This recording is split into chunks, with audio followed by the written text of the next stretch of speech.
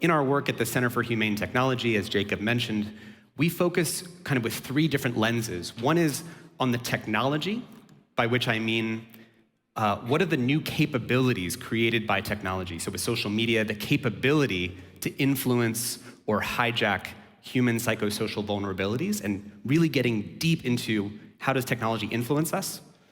To the incentives. How do the incentives that are guiding technology rollout actually determine which future we're gonna get?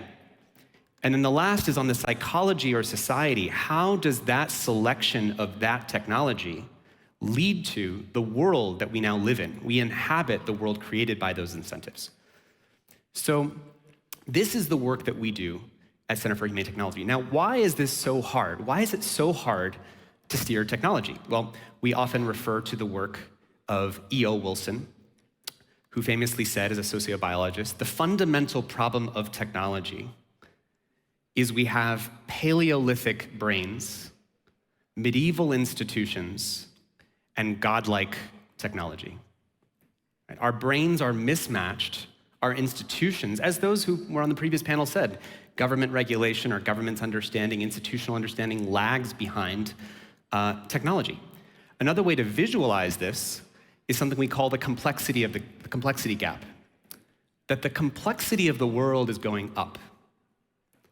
And our ability to respond to that complexity in the form of how our culture and our brains are able to appraise of what does the new technology do? What will it enable? Will it enable dangerous things? We have to appraise of all that, both at an individual level and at a collective level with our institutions. And the complexifying factor of when you add AI or technology to this equation, you add runaway technology, it increases the complexity of the world, right? Increases the complexity of the world we have to respond to. And this is a kind of loss of control, because in the gap between where the complexity of the world is and our response, let's say fact-checking. Fact-checking is a two-dimensional response. Is something true or is it false? Versus incentivizing outrage and tilting the playing field of the information commons towards that which enrages us. It's not illegal, it's not fact-checking. So our responses are in a lower dimensionality space than the problem.